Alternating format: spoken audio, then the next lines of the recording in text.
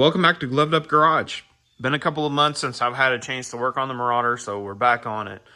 I'm pretty sure this is going to wrap up a lot of the little things that we still have to do on the Marauder. I'm going to go over the list with you guys, kind of show you all where I'm at, what I've still got left to do. So, since the last video, I have started the car. It was pretty uneventful. It started right up. Never had an issue starting this car. I still have a lot to do, though. I need to get the car up to temperature so that I can top off the transmission fluid. I've got the car sitting on ramps so that I can do my final torque on the front suspension. Still got a couple of bolts on the upper control arms that I need to get to and torque, and I wanted the full weight of the car on there. I'm going to have to pull out the rear jack stand so that the car kind of sits down a little bit more. Right now it's sitting a little high. I don't think all the weight is on it because of the rear jack stands. I still need to put new fuel in. I've already addressed the booster pump issue, so I can actually cross that off. The owner thought he was having an issue with this booster pump, but I'm seeing, so far I'm seeing what I would consider normal fuel pressure. Now, I don't have new fuel in yet, so I haven't really ran this up to full boost to see if the booster pump is kicking on.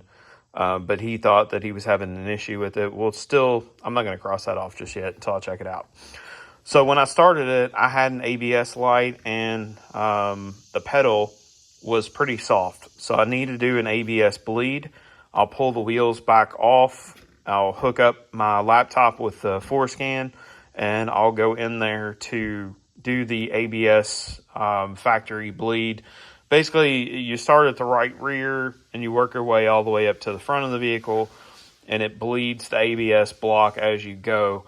I'm going to double check to make sure that I plugged in all the speed sensors because I actually see one that's unplugged, and that's probably why the light is on.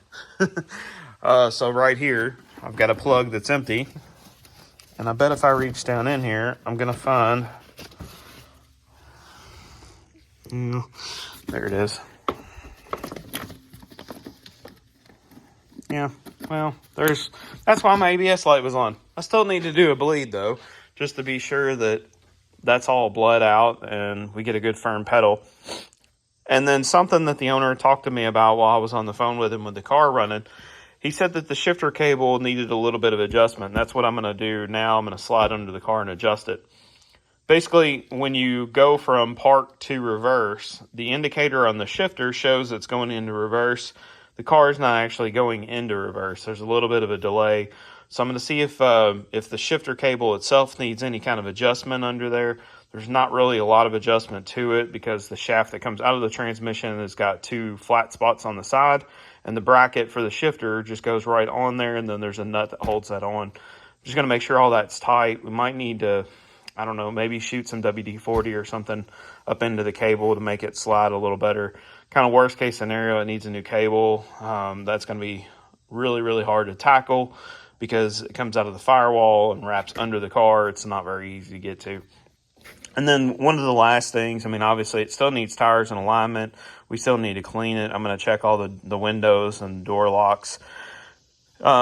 Reduce the park and neutral idle at 800. So what I found when I went to do that, in the computer, you can set your idle speed with a tuner. Like in his case, we've got an SCT4 an XCal4 that will allow you to adjust the idle speed in gear and in park and neutral. When I checked it, it was set to 675 RPM, but the car was not idling down past 1,000. And what I found is this is a single blade aftermarket throttle body. And then it's kind of hard to see, but on the bottom side of that, you can see me moving the throttle. Now that little nub that's not in focus is actually a bolt screw that goes right there. And that screw will adjust how much this throttle blade stays open.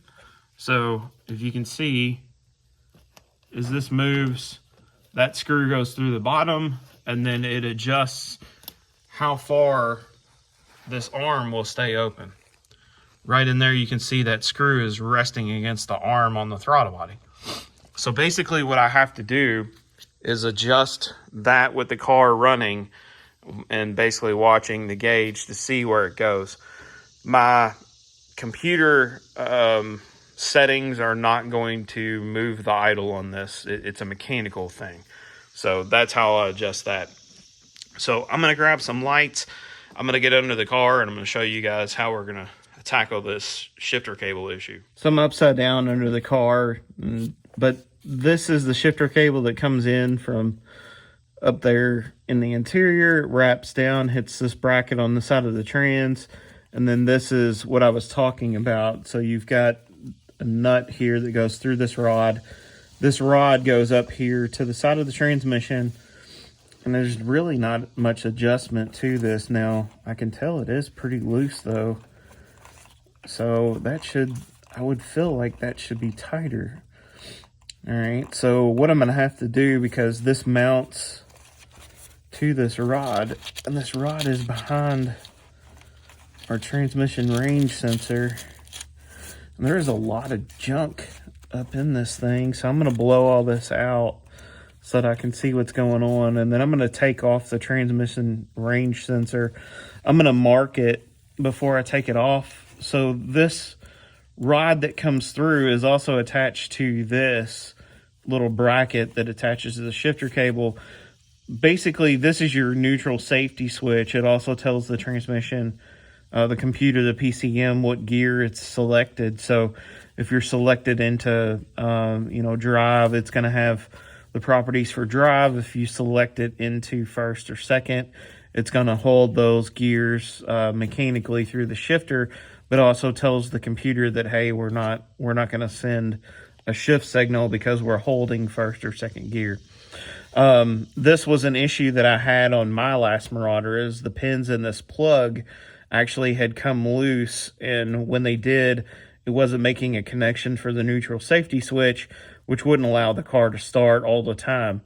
So when I mark this, I want to make sure that I mark it. There should be some notches and arrows on this sensor just to select neutral, and that's kind of how you align it. And it's pretty difficult to see the angle that I'm at, but I'll mark it, take it off, and then I can see what's going on behind this.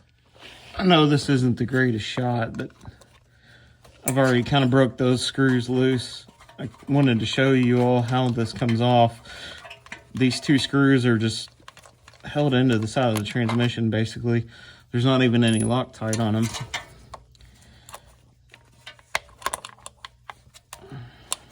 See if I can get the wrench on there. I grabbed my flex head to kind of make it a little easier. There we go. It's just very tight in here. I mean, if you can see, there's not much room. I can't even get a good shot on it. But we'll just unscrew this. All right. And we'll pull this transmission range sensor off.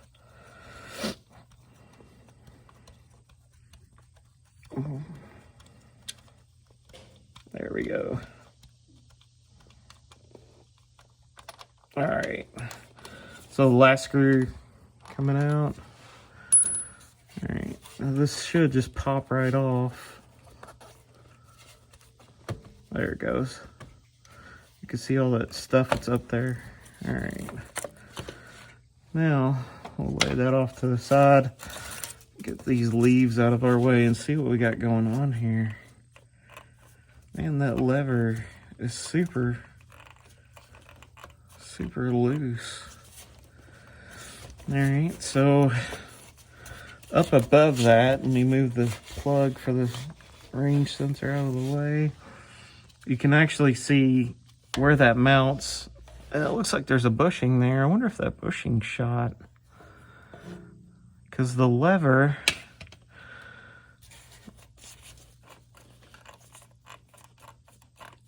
I don't know. That's just really loose. I bet that bushing is no good. I'm gonna pop that off of that shift lever.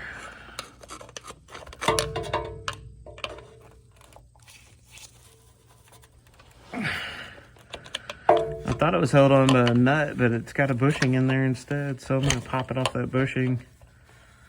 I want to see if the bushing's no good. It seems very loose.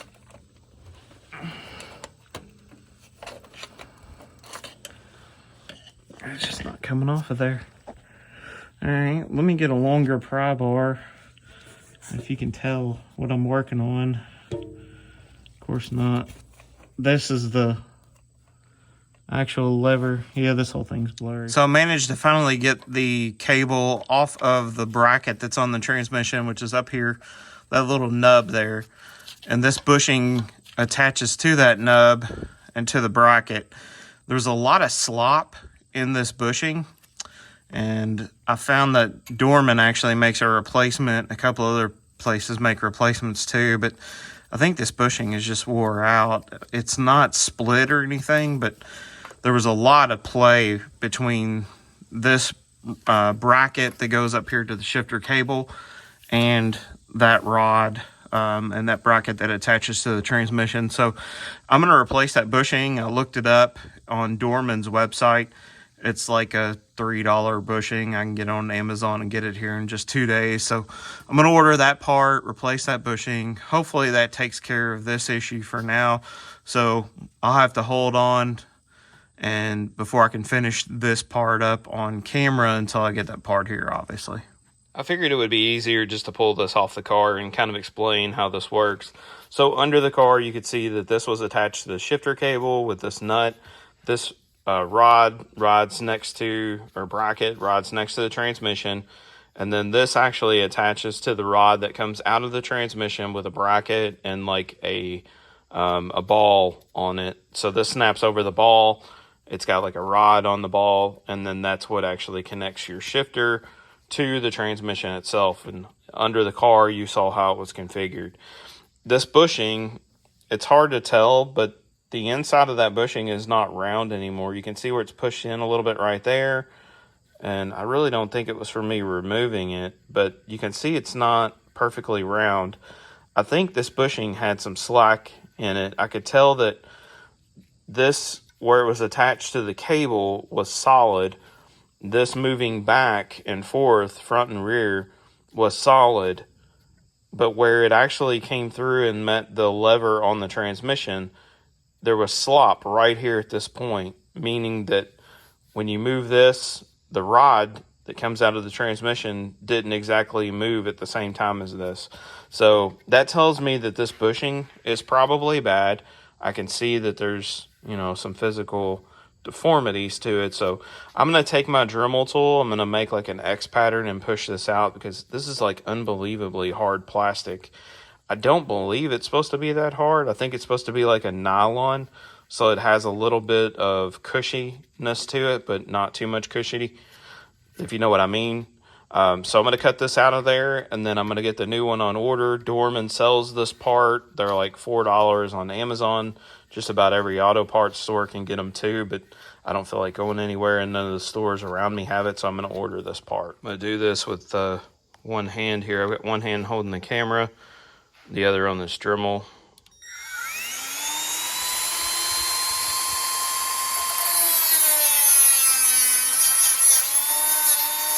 Trying not to get to the bracket. All right, I'm gonna turn that 90 degrees. Give me another cut.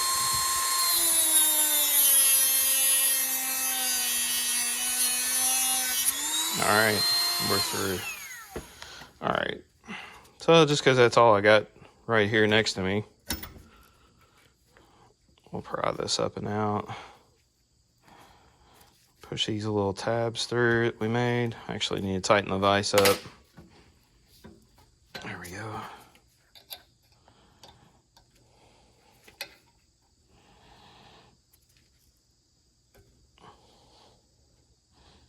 Basically, I'm just trying to get one of these ears off that I cut.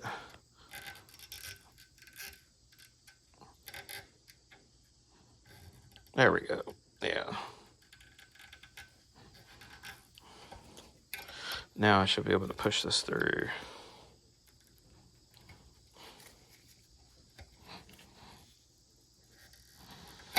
Not ideal, but it works. All right, so the bushing's out. Picked it up off the floor.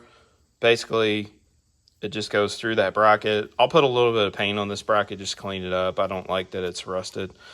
They just powder coated these from the factory. They didn't really care about too much of a corrosion protection, but I'm touching it. I'm going to clean it up before I put it back in. But the new bushing will just push in from this side. Obviously, your taper side is going to be the side that goes up. So once the bushing is here, I'll put that in, put it back on the car. It's been a couple of days and I got the new part in. This is the number if you're interested, 74040. This is the replacement bushing for the one that I cut out. Something I immediately noticed, this is very, very hard. It's not brittle, but it's very hard. This, on the other hand, the new one, it's squishier. It's got a different durometer to the rubber, the urethane, whatever it is. But it's definitely not as hard. So I'm going to try to push this up into the bracket. Goes in pretty easy. There we go. Yeah. So that pops right in just like that, like the old one came out. I'm going to get this reinstalled down there on the transmission, and we'll see if this improves the feel of the shifter. I'm back under the car. It's really hard for me to tell if this is not blurred or not, but because of my eyes and how close I've got the phone to my face. But I've got my transmission range sensor back in. Those two bolts held it on.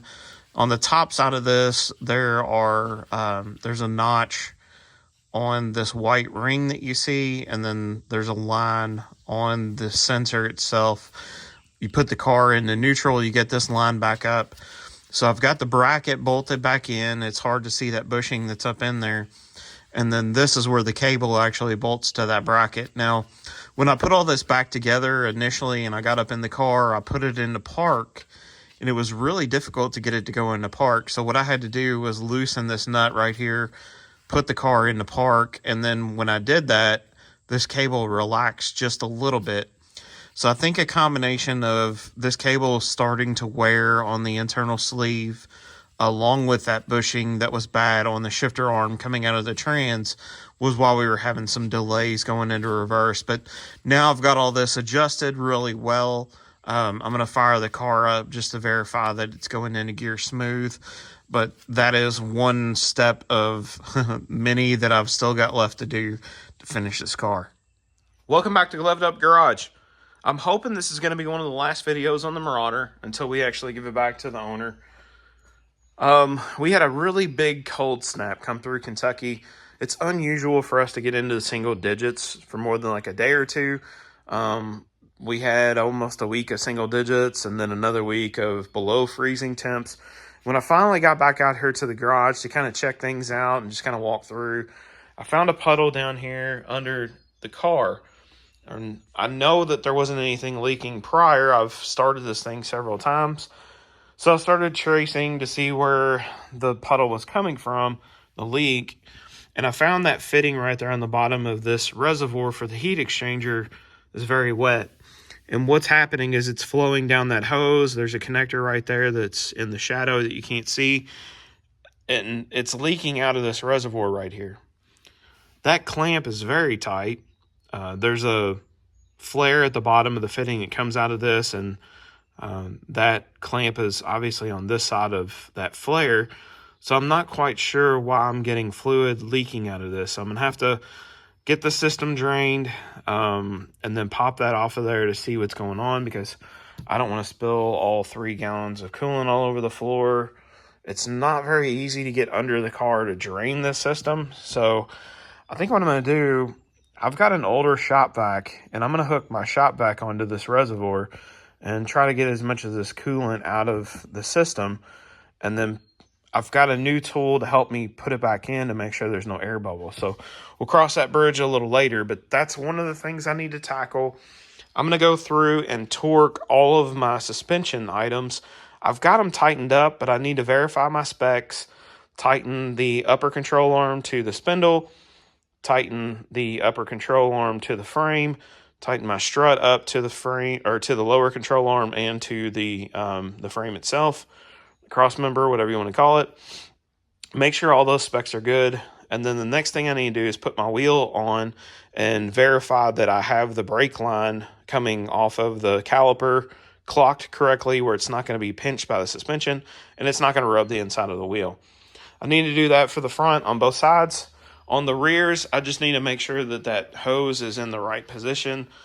Like on this side, how it's got that little curly Q in it, it shouldn't rub anything. But again, I just need to put the wheel on, put a jack under it, bring the rear end up to make sure that nothing rubs.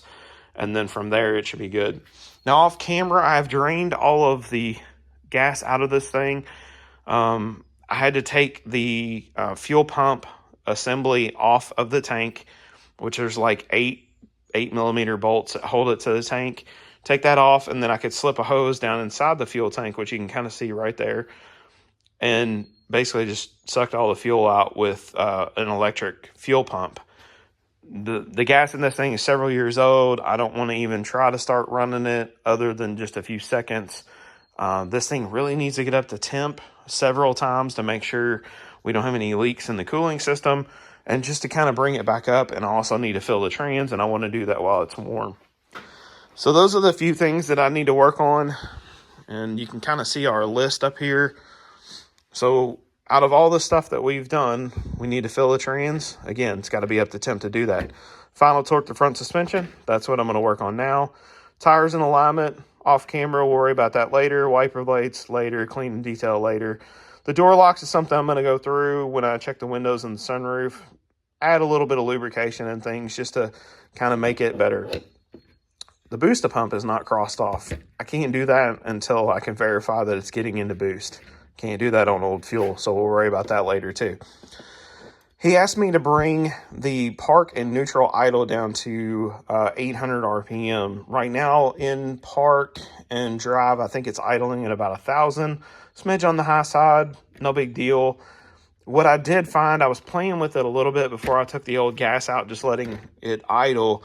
There's some adjustments up here that I can make on the throttle and where it goes to the throttle body. Basically, there's a mechanical stop in there that somebody's manipulated.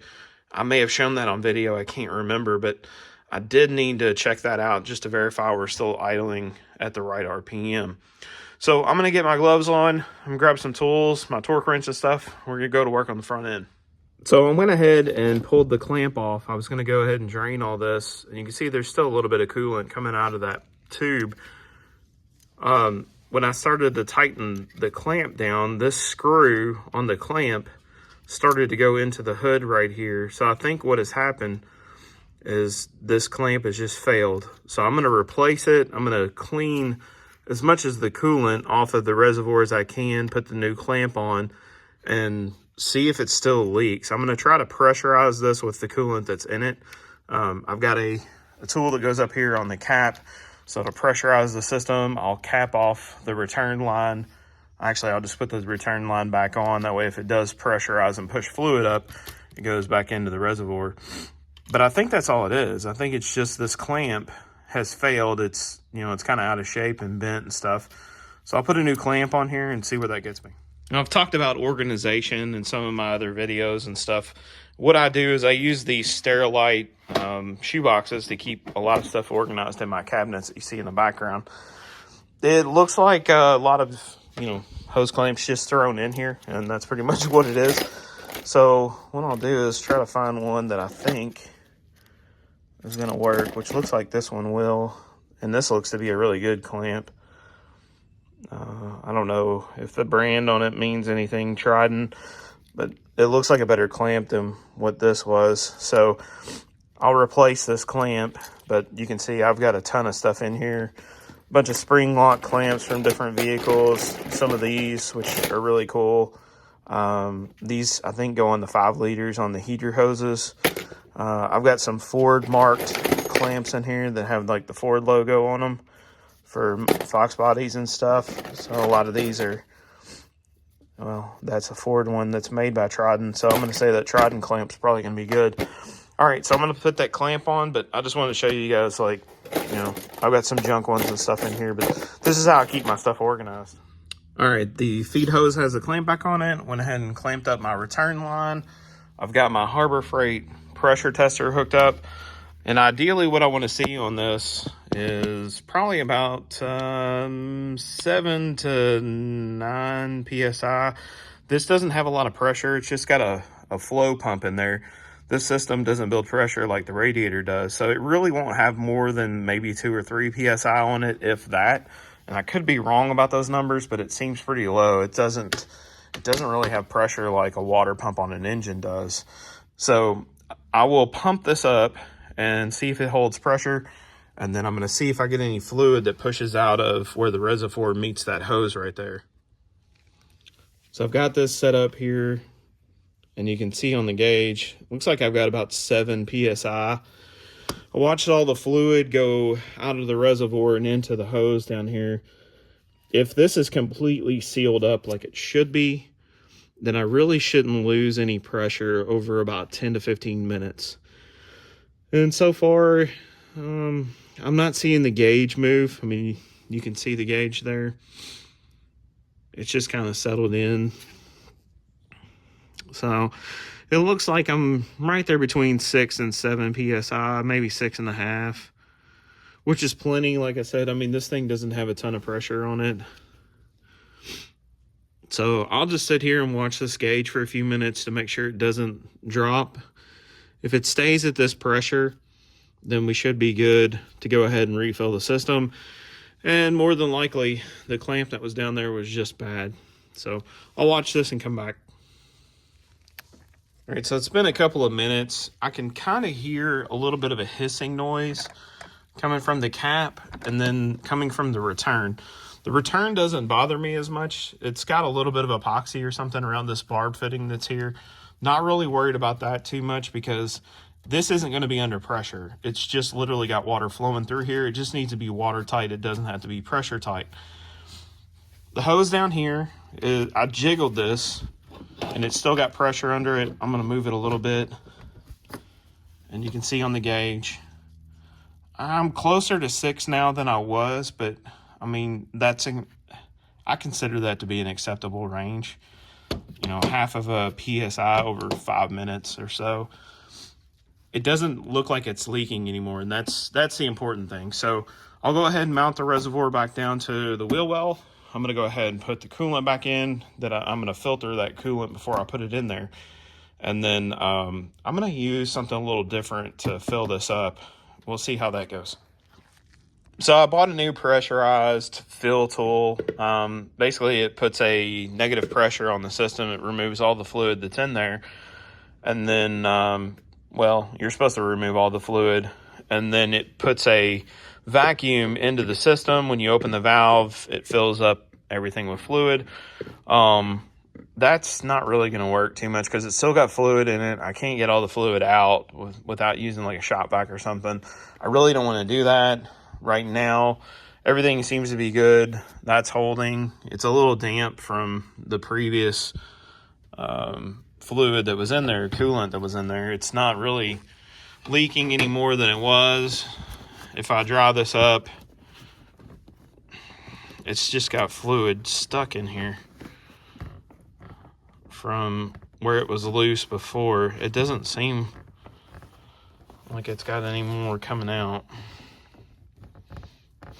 So I'll keep an eye on that. I'm going to go ahead and top it off and see what happens. I'll let this thing sit, see if any more fluid leaks out. The pressure that was on this should have pushed out any leaks in fluid. So the only thing I can think of is it's just got residual coolant sitting in there from where it was stuck between where it leaked previous. So with the help of my sons last night, we were able to get the Marauder maneuvered out of the garage because the Lincoln fuel pump decided to die while it was sitting there. So now I get to replace that. That's going to be a lot of fun getting it pushed up into the garage because it's a big heavy car and I'm on a hill right here. So the new tires are on the Marauder. We went with Cooper Xenon RS3s. They're a really good tire. I've had those on the Taurus SHO before. So it's still kind of performance oriented. And then I left the car sit out overnight to get some dew on it because I know I'm going to wash this thing. It really needs to be sprayed off and cleaned very good. but I wasn't too worried about it. I'm got a tow truck coming today to pick the car up. It's going to bring it to the body shop that I work at, and then from there I'm going to put it into our wash bay, pressure wash it really good, get all of the door jambs and under the hood and everything, get all these little detail spots clean. And then from there, the car will be sent down to the alignment shop. Once it's aligned, then we're going to get it back on the road and get it to his family. So that's where we're at right now. I'll come back once this thing's washed up, and you can see how pretty this car really is when it's clean. All right, so I got the Marauder here at work. The alignment is complete. Charged the AC system because it was a little low. Got this thing all cleaned up. It's not 100%. It needs a really good detail, a buff, some paint correction, and a ceramic coating, and this thing would absolutely pop and just be an amazing car for somebody. So for now, everything that I needed to do on the Marauder to get it back on the road is done. My chapter is complete with the car. As soon as the family has this thing ready for sale, I'll be sure to post the link so that you guys can have an opportunity to purchase it if you're interested. The car's got 51,000 miles on it. Of course, you guys have seen everything that I've done through the series of videos that I've made of all the repairs and all the maintenance and everything else I've done to get it back on the road. It's really sad that it has to end this way. I was really hoping to get this car back to the owner before he had passed, to give him an opportunity to drive it and enjoy it one more time, or a few more times before he was gone. But I know he's here in spirit. I know that he's happy with everything that I've done to it. I know the family is going to be happy to get the car on to someone that can enjoy it and get those funds moved to his estate. So for now, that's it for me. I've done everything I needed to do. We'll get this car back to them, and we saved the car and kept it from being worse. So that'll be it for this episode of Gloved Up Garage. Remember to stay gloved up.